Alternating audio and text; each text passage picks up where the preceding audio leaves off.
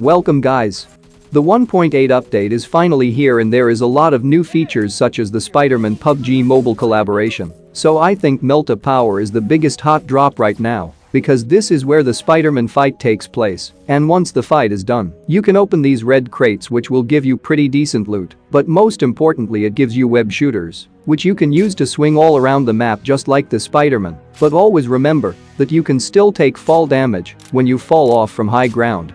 And also you'll get a spiderweb ball which will slow down your enemies' movement speeds when they go through these, pretty useless just like a flash grenade in my opinion. However, since there are only 3 crates here, you will only get 3 web shooters. This is the reason why the Melta Power is a hot drop now. But don't worry, there are other ways you can get these items from all around the map. For example, in the school building you can find 3 web shooters.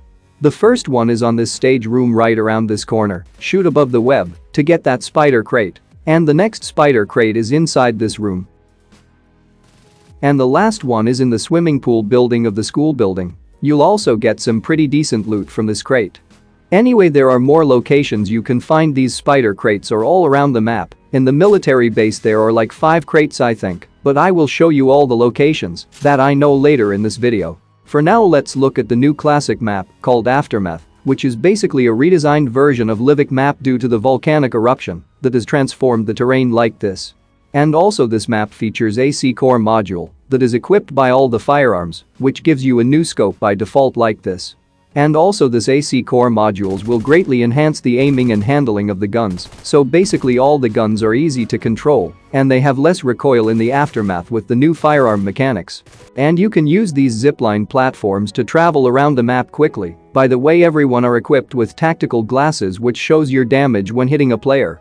And now they added recall towers to the game so that you can recall your dead teammates and you don't need to collect any cards from your dead teammates crate or something like that. Just go to the recall tower and click on the recall and your teammate will be back. However, you will get only one chance to return back to the battlefield. And you'll find shop tokens lying on ground throughout the Erangel, Livik, and Aftermath. You can use these coins to purchase supplies and tactical items at shop. And the shop locations are marked on map. And also it will show you a marker when you're closer to a shop. You can buy airdrop weapons and a bunch of other items, just like Hex Crystal's shop. But for this, you physically need to be at this market to be able to buy. And there are few new setting features. First one is auto jump. It's from the mission ignition mode, but now I think it's available for all the maps. And second new feature is tap the screen to mark the location. This works best while parachuting like this.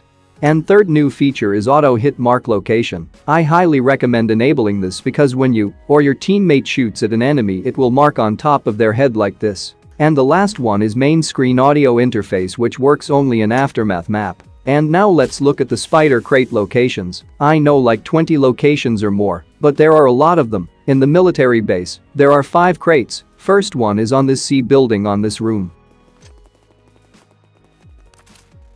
Second one is next to the C building also known as the station. And third one is inside this radio station building. And fourth one is on the military base tower. And the fifth one is inside the factory building. There could be more locations on the military base, but this is all I could find. Now moving on to the Pachinki, there are 3 locations. First one is in between triple-story buildings.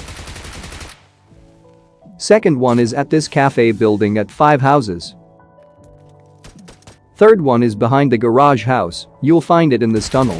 For Melta there is one inside this house. And in prison, you'll find 2 crates in the same building, one on the 2nd floor, inside this room. And the next one is on the 3rd floor inside this room. And at mansions, you'll find the Spider-Man crate on this house. And at Yasnaya Polyana, there are like 3 locations. First one is inside this building. And the second one is at the church. And third one is opposite to the church, in this showroom building or cafe building. There could be more, but this is all I know, so make sure to check every single room, you might find new locations. And at Trozhawk you'll find a crate in this building which is next to the warehouse. And there is one crate at the hospital on the top floor. And there is one at Severny, on this triple-story building. And lastly, At Giorgio Pole Containers, you'll find 2 or more, but there is one inside this warehouse. And another one inside this top container. There might be more spider crates, but this is all I could find for now. There is like 50 to 100 crate locations you have to search on every single house and rooms, and I'm sure every location might contain at least one spider crate. Anyway, that's all I got for this video. I hope you learned something new. If you did, hit the like button and subscribe for more upcoming videos like this. I will see you guys in the next one.